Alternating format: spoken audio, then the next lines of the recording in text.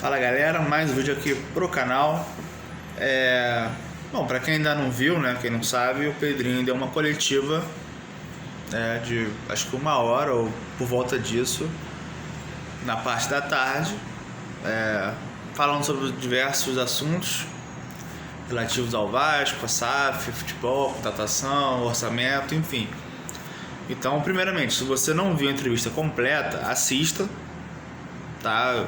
Eu digo para você assistir, para você não pegar só trechos isolados ou inverdades que alguém possa te fornecer. Então, você assista a coletiva completa para você ter uma opinião formada, tá? É o mínimo para você poder falar sobre. Então, assim, eu assisti completa a coletiva. E assim, o que eu posso passar para vocês, na minha opinião, como jornalista e como torcedor, é que assim, eu vi o Pedrinho, de um modo geral, sendo bem transparente em relação ao que está acontecendo. Eu sei que, vai ter muita gente falando, não, mas, tem que ter solução, vai falar o quê? Vai dar desculpa. Cara, assiste a coletiva primeiramente. Não tô aqui para defender presidente ou, sei lá, algum outro membro da diretoria, como até já critiquei em algumas contratações. Mas, cara, você tem que entender que tudo hoje que o Vasco está passando é fruto de uma SAF, trambiqueira, mau caráter, que foi a 777, Todo mundo tá sabendo disso. O Pedrinho pegou para resolver. Ah, mas o Pedrinho sabia que... Sim, ele sabia, tem coisa que ele nem sabia como é que tava internamente algumas coisas. Ele assumiu e aí ele ficou sabendo. A dívida tá aumentando, por conta da própria 777 que aumentou essa dívida, entendeu? Então, assim, ele sabia que estava complicado o momento, mas, cara, não dá pro cara fazer milagre também. Quero dizer assim, ele vai ser cobrado, está sendo cobrado, não é à toa que ele foi fazer essa coletiva. Só que assim, tem coisas que realmente são bem complicadas, né? Hoje o Vasco está aí num 1 bilhão de dívida, até mais, entendeu? Por conta da 777, que essas dívidas que aumentaram 350 milhões foram dívidas feitas por eles, entendeu? Fora as que estavam ali, e deixou o Vasco nessa situação. Então, o que acontece? Resumindo mais ou menos alguns aspectos. Em relação ao orçamento, ele, segundo o Pedrinho, ele tá vendo já o time pro ano que vem, mas é aquela coisa que eu falei com vocês, algumas contratações elas vão ser feitas dependendo do que o Vasco vai ter de orçamento pro ano que vem. Se o Vasco tiver um comprador, se o Vasco tiver um investidor já que possa financeiramente fazer o time render, beleza, mas assim, do contrário, provavelmente vai recalcular a rota e ver como é que vai ser, assim, questão de negociar jogador, quem fica, quem vai ser aproveitado. Vender jogador, o Vasco vai vender. Acho que isso já não é segredo para ninguém. Então, o que tem para falar é que mais importante, acho que é a barca do que contratações, porque tem muito jogador ganhando muito para não fazer nada. Acho que isso é importante falar também. Então, assim, por mais que a gente se classifique numa Libertadores, numa pré, que é o que todo mundo quer, é difícil a gente especular, o pai vai ficar, o Coutinho para ir, não sei o que. Ele falou que assim, depende muito do ano que vem, depende de como vai ser a questão financeira, se ele vai contar com os dois, se ele vai ficar apenas com um. Que realmente também tem a questão do custo-benefício, cada um custa 1,5 milhão aproximadamente, né? São 3 milhões. E um jogador que vai fazer 38 anos em março, que é o Payet, e um que vai fazer 33 no meio do ano, né? Então tem a questão do contrato, que os dois têm contrato até o meio do ano. E assim, paira aquela dúvida se, pô, eles vão ficar mais tempo ou se, por exemplo, o próprio Coutinho. A minha maior preocupação é do Coutinho, porque o Coutinho é um cara mais novo. E esse ano parece que ele não vai render tanto quanto se esperava. Então, assim, o Vasco deveria se programar, né? Eu entendo assim, para ter já jogadores que vão suprir possíveis ausências. Não dá para você ficar sem um Coutinho, sem o Paia para o ano que vem, e você, depois que já perto de acabar o contrato, ver que não vai ficar e correr atrás que nem um maluco para substitutos dos jogadores. Você tem que se planejar por agora. E não só nessas posições. Por exemplo, vamos descartar, vamos negociar zagueiros, Léo Pelé, o Maicon, né, vai sair fulano, não sei o que. Mas aí quem que vai ficar no lugar? Então não tem como fazer só com o João Vitor, fazer a zaga só com um zagueiro, né, e pegar da base. Não é assim que funciona. Então, assim, para você descartar, para você negociar um atleta, você tem que ter o outro já perto. Para sair um, tem que vir o outro. Correto? Então, assim, é uma coisa complicada, vendo a questão financeira do Vasco.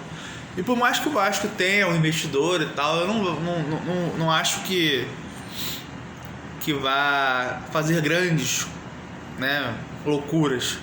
Até porque o Vasco tem dívida para pagar também. Então, assim, no geral, eu achei que o Pedrinho foi transparente no que ele propôs a responder. Eu acho que as perguntas foram boas. Perguntou-se também em relação a São Januário, o ano que vem, né? Ele criticou o calendário, o começo do brasileiro ano que vem ser reduzido, porque realmente, por mais que tenha você colocar time reserva no estadual, no caso, assim, você vai ter um período de férias e aí começo de janeiro já vai ter o estadual. E aí beleza, vai botar a base as primeiras rodadas, mas a base também tem a Copa São Paulo para jogar. Então, assim, você vai ter que tirar, não só o Vasco, tá? Outros clubes também. Você vai ter que tirar, botar a Copa São Paulo no Sub-17 aí, praticamente, e botar o Sub-20 no Carioca. Você já vai enfraquecer uma competição importante, entendeu? Enfim. Então, assim, ele já falou que, né, de avaliar jogar em alguns estádios que não sejam tão distantes, né, para avaliar, mas aí ele descartou um pouco a questão do estádio da Portuguesa. Acho que é bem provável que ele use mesmo o Newton Santos, depende também da relação dele com o John Textor, né, porque a gente não sabe, como ele mesmo falou, não sabe se ele é amigo ou se não é, que ele fala, depois elogia, critica, o Pedrinho, enfim.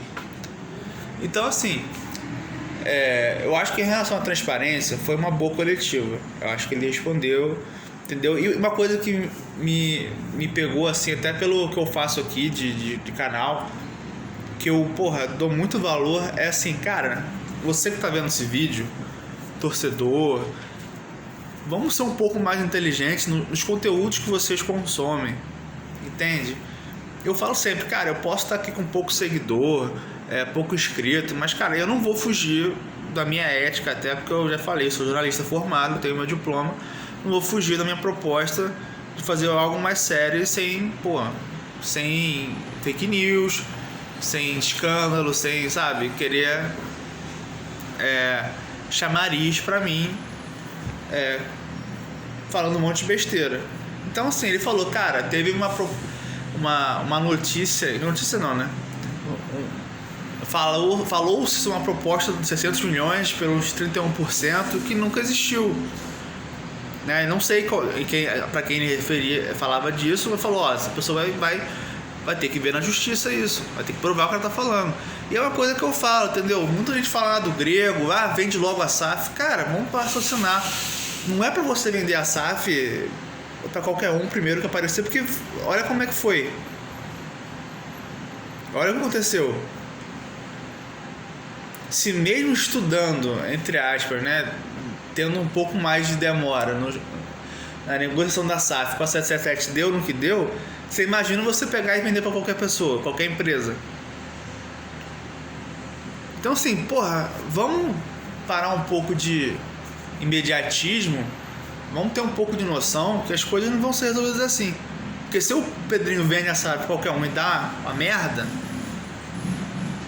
todo mundo vai cobrar do cara. Entendeu? Outra coisa também que eu queria falar, que em relação a reforço, que eu já falei aqui, o Pedrinho até falou na coletiva, em relação a trazer jogador, aos scouts e contratações, é o que eu falo para vocês, cara.